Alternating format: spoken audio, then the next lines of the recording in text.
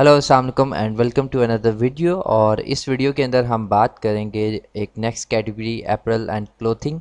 अच्छा, आप क्लोथिंग की कैटेगरी के अंदर आपको क्या क्या रिक्वायरमेंट्स हैं और आपको क्या क्या चीज़ें चाहिए और वो कैसे अनगेट होगी। फॉर एग्जांपल, अगर आप किसी क्लाइंट के लिए प्राइवेट लेबल ब्रांड के लिए अगर अनगेट करने जा रहे हैं, या वो अगर आपसे पूछ लेता है कि मुझे क्या क्या चीज़ें चाहिए होंगी, तो आपको पता होना चाहिए। सो उसको हम डिस्कस करते हैं। So for example, the first point is seller must provide a website or image hosting site which provides product images. आपकी एक वेबसाइट होनी चाहिए और जिसमें अगर आपको कुछ पिक्चर्स जो हैं वो अपलोड करनी पड़ती हैं वो आप दिखा सकें अमेज़ॉन को। That can be reviewed to be consider for approval to sell on Amazon. So this is the first point. ये हमने ऑटोमोटिव के अंदर भी डिस्कस किया था। अमेज़ॉन जो है वो ओरिजिनल पिक्चर्स देखना चाहता है तो वो आप अपलोड कर सकते हैं on a website. The second one is clothing and accessories products from major brands. For example, अगर आप मी टू करते हैं, जो सनी भाई वाली टर्म है, मी टू पिगी बैक करते हैं अगर आप, तो अगर जब आप क्लोथिंग को लिस्ट करने जा रहे हैं तो आपने मैन्युफैक्चरर का जो यूपीसी कोड है उसी को यूज़ करना है, अपना यूपीसी कोड नहीं यूज़ करना।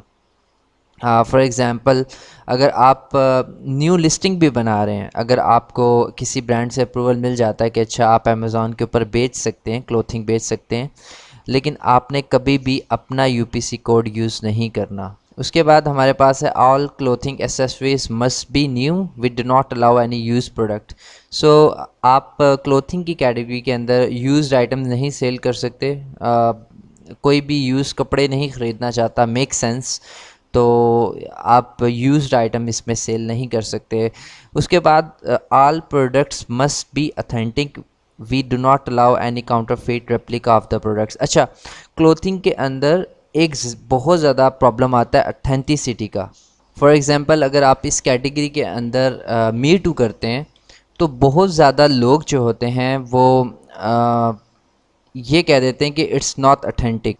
मैंने बहुत ज़्यादा लोगों के अकाउंट्स जो हैं वो बंद होते देखे हैं अमेज़ॉन की तरफ से, जब वो बड़े ब्रांड्स बेचते हैं, लाइक पूमा हो गया, डीज़ल हो गया। तो उसमें प्रॉब्लम ये होती है कि जब कस्टमर को ठीक आइटम भी मिलता है ना, यानी ठीक टी शर्ट मिलती है, अगर उसको लगता है कि ये ओरिजिनल नहीं है और वो आपके ख़िलाफ़ केस ओपन कर देता है तो बहुत प्रॉब्लम्स हो जाते हैं। सो आल्दो मैं तो रिकमेंड नहीं करता न क्लोथिंग के अंदर बेचने में, लेकिन कुछ लोग हैं जिनके सोर्सेज होते हैं जो बेचना चाहते हैं। सो यू मेक श्योर कि वो प्रोडक्ट्स जो हैं वो अथेंटिक हों। उसके बाद the next point is product images must adhere to clothing stores images standard. So उसके बाद हम आ जाते हैं रिक्वायरमेंट्स के ऊपर। अच्छा, अब इसमें एक सर्टेन रिक्वायरमेंट्स हैं, लाइक जो इमेजेस की हैं। For example, all colour variations must include a child SKU. उसके बाद image uploaded must be at least 1001 pixel. उसके बाद हमारे पास सेकंड पॉइंट है, images must be uploaded at least 1001 pixel on the longest size. और ये सारी उनकी पॉलिसीज़ हैं इमेजेस की, और ये आप पढ़ सकते हैं, ये फ़ाइल आपको मिल जाएगी। उसके बाद image should be tightly cropped to optimize the customer ability to valuate the item. क्योंकि प्रॉब्लम ये होती है शर्ट्स के अंदर या क्लोथिंग के अंदर, जो कस्टमर है वो देखना चाहता है, बहुत क्लोजली देखना चाहता है, इसलिए उन इमेजेस के पिक्सल बड़े होते हैं और वो जूम इन जूम आउट करने में कस्टमर को प्रॉब्लम ना हो। इसलिए ये सारी कंडीशंस हैं about the images. Images should not be visibly marked with water marks, colour pallets और टेक्स्ट। इमेजेस के ऊपर कोई भी वाटर मार्क्स वगैरह नहीं होने चाहिए। उसके बाद ये सारी आपके पास जो हैं लाइक रिक्वायरमेंट्स हैं, ये आप पढ़ सकते हैं, इट्स वेरी इंपॉर्टेंट। और उसके बाद प्रोहिबिटेड, जो चीज़ें मना हैं, आल्दो ये मेरे पास सारी फाइल है, आई कॉपीड इट फ्रॉम अमेज़ॉन। सो ये चीज़ें नहीं होनी चाहिए। अगर आपके पास एक कस्टमर आता है जिसने कैटेगरी अनगेट करवानी है, लाइक अगर आपका गिग है अपवर्क के ऊपर या आपका गिग है फाइवर के ऊपर, अगर वो आपसे ये चीज़ें पूछता है कि अच्छा मुझे क्या चीज़ें चाहिए एक कैटेगरी को अनगेट करने के लिए, तो सिर्फ सजेशन देने के और उसको ये बताने के कि ये सब चीज़ें आपको चाहिए, इसके भी लोग चार्ज करते हैं, कंसल्टेंसी फ़ी चार्ज करते हैं इसकी $50 $100.